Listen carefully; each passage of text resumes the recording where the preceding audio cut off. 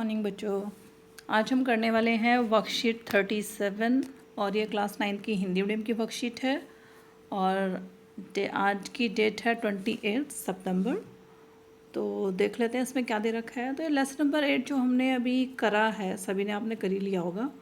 तो उसमें इसका बेसिकली रिवीजन वाला पार्ट है इसमें, और एक दे रखा है वृत्ताकार गति जो सर्कुलर मोशन है उसके बारे में। तो देख लेते हैं इसमें क्या दे रखा है। जब किसी वस्तु की स्थिति में समय के साथ परिवर्तन होता है तब हम कहते हैं कि वस्तु गति कर रही है। गति की अवस्था में वस्तु की गति को समझने में चाल, वेग, त्वरण आदि भौतिक राशियों की सहायता ली जाती है। बेसिकली देखो क्या है कि जब कोई ऑब्जेक्ट मोशन में होता है तो हम क्या है, उसकी जो पोजीशन है विद रिस्पेक्ट ऑफ टाइम के रिस्पेक्ट में देखते हैं कि जो किसी भी ऑब्जेक्ट का मोशन है उसको क्या है, तो फिजिकल क्वांटिटीज़ लाइक डिस्टेंस, चाल दे रखी है, वेग दे रखा है, त्वरण है, गति है, इन सब के बेसिस पे हम उसको समझते हैं। तो दूरी क्या होती है, अब तो ये सब हम पढ़ चुके हैं। वैसे दूरी आपने देखी थी क्या चीज़ है, वस्तु द्वारा तय किए गए पथ की वास्तविक लंबाई, जिसका मात्रक क्या है, मीटर। अब आपने एक चीज़ शुरू में ही देखी थी कि जैसे मान लो एक लड़का है, यहाँ से उसको यहाँ जाना है और वो घूम फिर के गया, तो अगर यहाँ से यहाँ की डिस्प्लेसमेंट मतलब विस्थाप ये अगर 1 है और ये 2 मीटर है, सपोज ये 1 मीटर है, तो अगर मैं कहूँ कि दूरी कितनी है इसकी, तो दूरी क्या होगी, ये वाला जो है ये इसकी दूरी होगी।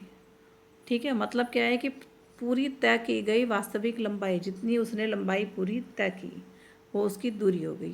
फिर है विस्थापन मतलब डिस्प्लेसमेंट क्या होता है, length of the shortest pass between initial and final position, ये भी मीटर में लिखी जाती है। मतलब क्या है कि किसी पथ के प्रारंभिक, ये प्रारंभिक है, और अंतिम बिंदु, ये ए बिंदु है, बी है, तो ये प्रारंभिक ये अंतिम हो गई, बिंदु के बीच के सबसे छोटे पथ की लंबाई मतलब मिनिमम डिस्टेंस बिटवीन 2 पॉइंट।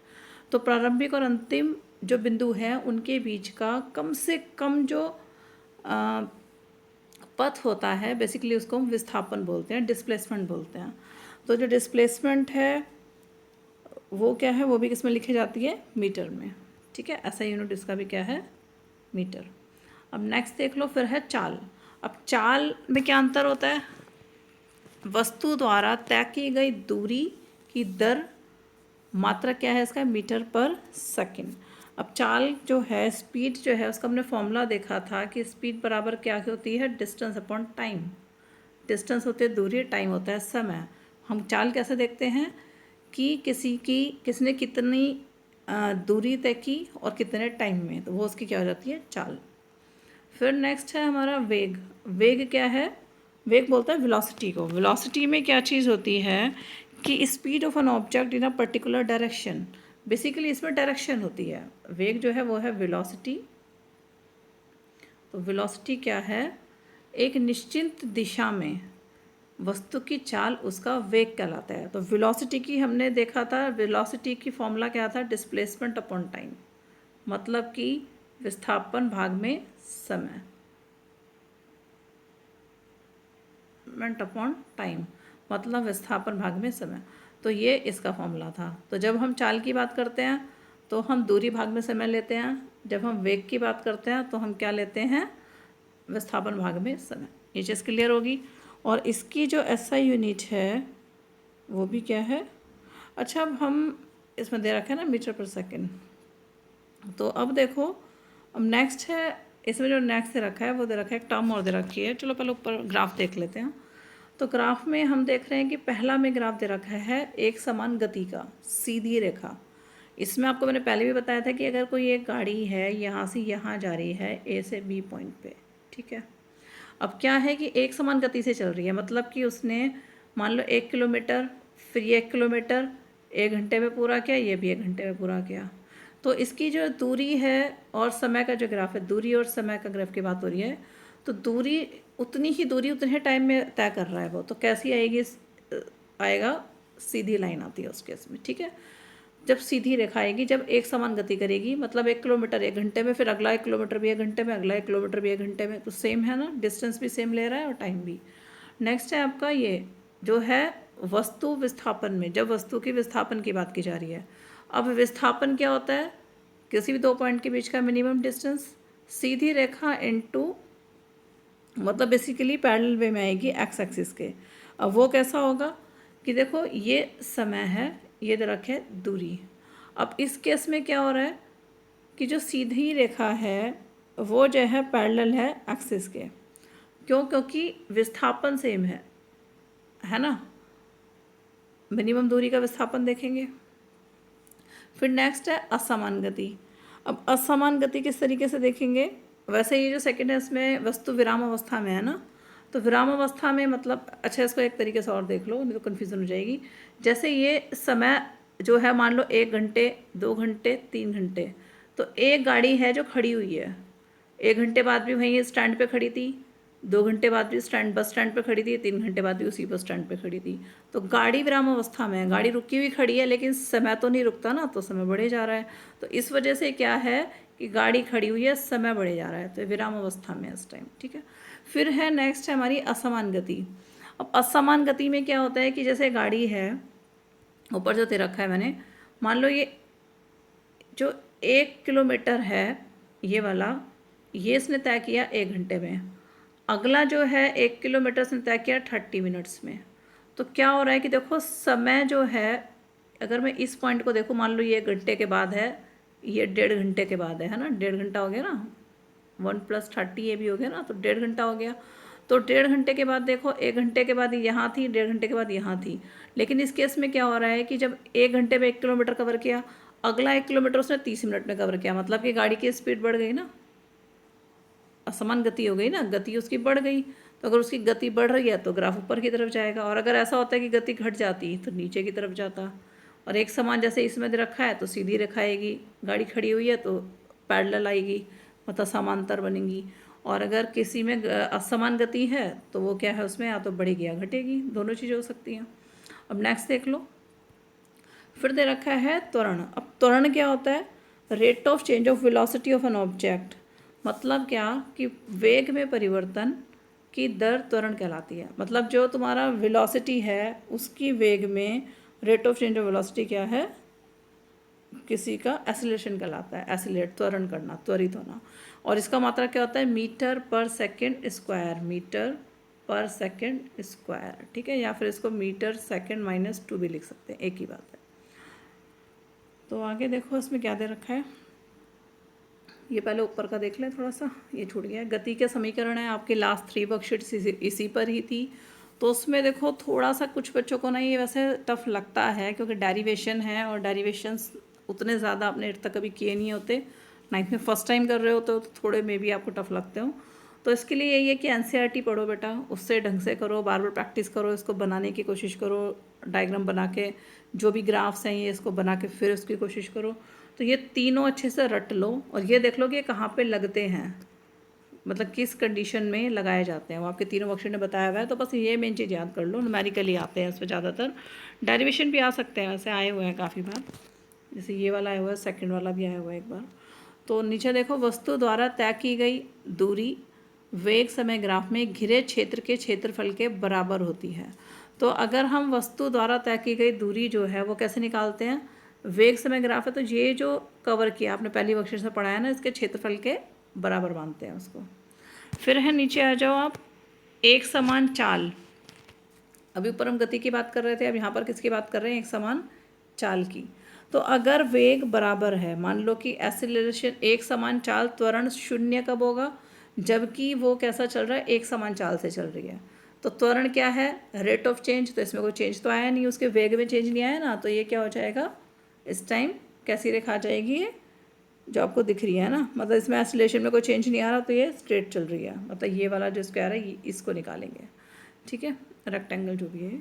फिर है नेक्स्ट है एक समान त्वरण त्वरित गति। अब त्वरित गति में क्या है कि एक समान त्वरण तो है, लेकिन गति क्या है? बढ़ रही है। रेट ऑफ चेंज जो है, वेलोसिटी का वेग जो है वो बढ़ रहा है। अगर त्वरण बढ़ रहा है तो क्या है वो, मतलब एक तरीके से कह लो कि एक समान त्वरण तो है, लेकिन त्वरण में जो है गति है, लेकिन इस त्वरण में क्या था? 0 था, इसमें क्या था? ये एक समान है। और फिर नेक्स्ट में क्या है? असमान त्वरण, मंदन गति। अब अगर बढ़ता है त्वरण तो ऊपर की तरफ जाएगी, ठीक है। अगर एक समान चाल से चल रहा है तो ये सीधी आ ही रही थी, पैरेलल चल रही है। फिर अगर वो एक समान त्वरण तो है लेकिन त्वरित गति है तो ऊपर की तरफ बढ़ेगा। लेकिन अगर ऐसा होता कि असमान त्वरण होता और मंदन गति होती, मतलब गाड़ी स्टार्ट हुई लेकिन वो धीमी धीमी धीमी धीमी धीमी धीमी होता चला गया, मतलब जो उसका वेग है वो घटता चला गया, तो क्या हो गया, त्वरण जो है इस टाइम मंदन गति से चल रहा है तो नीचे की तरफ आ जाएगा। अब असमान त्वरण क्या है, पहले गाड़ी मान लो ज़्यादा वेग से चल रही थी, फिर कम हो गई, फिर ज़्यादा हो गई, फिर कम हो गई, तो ये ऊपर नीचे जिगजैग बन जाएगा। फिर जिज्ञासा दीदी, क्या ऐसे भी कोई परिस्थिति होती है जहाँ वस्तु की चाल समान तो हो परंतु त्वरण होता रहे? जिज्ञासा दी से ज्ञान भाई पूछता है, तो ज्ञान को जिज्ञासा बताती है, ज्ञान ऐसी परिस्थिति एक समान वृत्तीय गति की अवस्था में होती है यदि एक पत्थर मतलब स्टोन को धागे से बांधकर एक ही स्थान पर खड़े रहकर समान गति से लगातार घुमाया जाए तो उसकी दिशा में लगातार परिवर्तन होता है परंतु उसकी चाल समान रहती है। तो इस प्रकार की गति को एक समान वृत्तीय गति कहते हैं। तो इस पर भी एक नंबर का एक बार क्वेश्चन आया हुआ है कि एक समान वृत्तीय गति क्या है और उसके उदाहरण बताइए। तो इसका आप दिमाग में रखो कि जैसे आप करके देख लेना, बहुत सिंपल है। एक छोटा सा स्टोन लेना, उसमें धागा बांधना, उसको घुमाना, तो देखना कि इसमें क्या होता है कि जो एक ही स्थान पर खड़े होकर घुमा रहे हो तो समान गति में जब उसको लगातार हम घुमाते हैं तो दिशा में लगातार परिवर्तन होता है, ठीक है, लेकिन उसकी चाल समान रहती है, दिशा बदलती रहती है। फिर है एक समान वृत्तीय गति, ये इंपॉर्टेंट है इसमें। जब एक वस्तु वृत्तीय पथ पर एक समान चाल से चलती है, वृत्तीय पथ मतलब जैसे ये है एक राउंड राउंड घूम रही है, चलती है, तब उसकी गति को एक समान वृत्तीय गति कहा जाता है। उदाहरण क्या दे रखा है, वृत्तीय पथ पर दौड़ता धावक। जैसे मान लो एक सर्कुलर पाथ पे कोई रेस लगा रहा है, पृथ्वी के चक्कर लगाता सैटेलाइट, या जो एक तो आपको एग्जाम्पल इसने पत्थर का दे दिया, एक है कि जैसे हमारी पृथ्वी का मून चक्कर लगा रहा है ना, या कोई और सैटेलाइट चक्कर लगा रहा है, तो वो भी यही है, वृत्तीय गति है। या फिर हाँ, सूरज के चक्कर लगा रहे हैं सारे के सारे प्लैनेट्स, है ना, अलग अलग कक्ष में, तो वो भी क्या है, वो भी वृत्तीय गति है। तो ये सारी कैसी गति है, वृत्तीय गति। यदि वृत्तीय पथ की त्रिज्या r है और वस्तु t समय में एक चक्कर लगाती है तो कैसे देखेंगे इसको, इसका फॉर्मूला याद रख लेना, वेग कैसे होगा, वेग बराबर 2πr/t। तो इसका फॉर्मूला याद करना पड़ेगा, बस एक ही सिंगल ही फॉर्मूला है वृत्तीय एक समान वृत्तीय गति में, तो बस वो आप इजी है वैसे तो बस ये याद कर लेना, इनफ होगा इसके लिए। और जो आप ये इसका न्यूमेरिकल है वो इसी पे बेस्ड आता है, इससे अलग कभी हट के आता नहीं है। तो देख लेते हैं इसमें क्वेश्चन क्या दिए हुए हैं। पहला है दूरी और विस्थापन में अंतर बताइए। तो बेटा दूरी और विस्थापन में अंतर यहाँ दे रखा है, आपको एक ही अंतर मांगा है इसने, तो उठा के दूरी और विस्थापन में एक अंतर लिख देना, आंसर 1 हो गया। फिर नेक्स्ट देखो, नेक्स्ट क्वेश्चन क्या दे रखा है, गति के 3 समीकरण लिखिए। क्वेश्चन नंबर 2 का आंसर ये रहा, गति के 3 समीकरण ये लिखे हुए, ठीक है, तीनों लिख देना। उसके बाद थर्ड क्वेश्चन क्या है, एक समान वृत्तीय गति के 3 उदाहरण बताइए। अभी दो तो देखो यहाँ दे रखा है, दौड़ता धावक, पृथ्वी के चक्कर लगाता सैटेलाइट, सूरज के चक्कर लगाते हुए ग्रह हो गए, और या एक पत्थर का एग्जाम्पल दे सकते हो, तो सारे एग्जाम्पल उसी के ही हैं। फिर है अच्छा, एक न्यूमेरिकल दे रखा है, इसको ध्यान से देखो, यही न्यूमेरिकल है, सिंपल है। यदि एक एथलीट 100 मीटर की त्रिज्या, मतलब कि इसकी त्रिज्या कितनी दे रखी है, 100 मीटर, और त्रिज्या क्या होती है, रेडियस। जैसे मान लो एक ये है, कोई एथलीट है, ये रेडियस कितना दे रखा है, r = 100 मीटर, ठीक है, कि त्रिज्या वाले एक ट्रैक का एक चक्कर 1 मिनट में लगाता है, और टाइम कितना दे रखा है, 1 मिनट। 1 मिनट कितने के बराबर हो जाएगा, 60 सेकेंड, ठीक है, 60 सेकेंड। तो टाइम हो गया 60 सेकेंड, और इसने पूछा क्या है, तो इसकी चाल का परिकलन कीजिए। तो सिंपल चाल पूछी है, तो देखो इसने हमें क्या क्या दे दिया, एक तो दे दिया इसने हमें आर कितना है, इसको ध्यान से देखो, आर हो गई, त्रिज्या हो गई इसकी 100 मीटर, ठीक है। टाइम कितना हो गया इसका, टाइम दे रखा है इसने 1 मिनट = 60 सेकेंड्स, ठीक है। फॉर्मूला वही लगेगा, निकालना क्या है, वी, वेग है ना, तो फॉर्मूला तो यही वाला लगेगा, v = 2πr। तो v = 2 पाई का कितना होता है, पाई बराबर होता है 3.14, वैल्यू होती है ना फिक्स, मैथ्स में आप पढ़ते हो। तो 3.14 इंटू और 2 पाई आर कितना दे रखा है 100, ये आ गया 100। अब इसको हम डिवाइड कैसे करेंगे, टाइम कितना है 60। तो जब आप इसको डिवाइड करोगे इससे तो कितना आ जाएगा, काट के देखो इसको, सॉल्व करके देख लेना बेटा इसको। वैसे ही आ जाएगा सीधा 314 divided by 30 equals to, answer में होपफुली आएगा 10.46 मीटर पर सेकंड, मीटर पर सेकंड। ठीक है, होपफुली आपको क्लियरली दिख रहा होगा, नहीं तो मैं इसकी एक बार आपको जो कैलकुलेशन है वो दोबारा से दिखा देती हूँ। ओके, थोड़ा सा मैसी सा हो रहा है ये। ऊपर की वैल्यूज़ तो आप लिख ही लोगे आराम से ना। तो देखो आगे इसमें क्या है, सीधे फॉर्मूले में लगा के दिखा देती हूँ फॉर्मूले में कैसे लगेगा। तो फॉर्मूले में कैसे लग रहा है ये, देखो सीधा v equals to 2 pi r/t। तो 2 कितना, 2 हो गया, पाई हो गया 3.14, r हो गया आपका 100 डिवाइडेड बाय 60 सेकेंड। तो जब हम इसको सॉल्व करेंगे तो सीधा आ जाएगा 314/30 का, काट के देख लेना है इसको, और फिर कितना आ जाएगा 10.466 करके आएगा। तो इसको हम लिख सकते हैं 10.47, और यूनिट क्या लगेगी मीटर पर सेकंड। तो मीटर पर सेकंड 10.47 मीटर पर सेकंड। ठीक है, तो अब आगे ये लास्ट न्यूमेरिकली था इसमें, तो ये होपफुली हो गया होगा आपका। तो बेटा वर्कशीट कंप्लीट है, ये ट्राई कर लेना एक बार इसको अच्छे से। Thank you.